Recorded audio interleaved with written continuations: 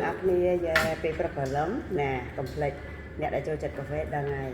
ជាមួយនឹង L កាហ្វេមានគុណភាពលំដាប់ពិភពលោកតែម្ដងចាហើយអ្វីដែលសំខាន់ផ្សំពីកាហ្វេ Arabica មកពីប្រទេសប្រេស៊ីល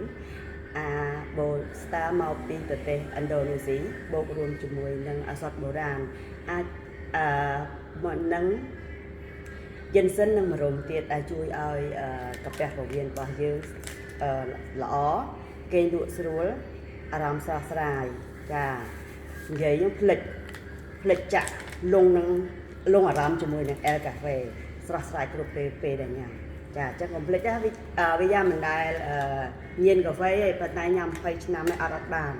ពេលដែលអត់មួយថ្ងៃដូចមិនហេលហាលសេះសោះ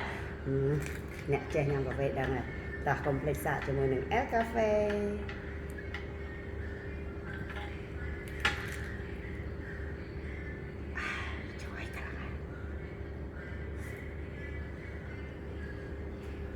កុំភ្លេចណា L កាហ្វេឈ្ងុយឆ្ងាញ់ស្រស់ស្រាយគ្រប់ពេល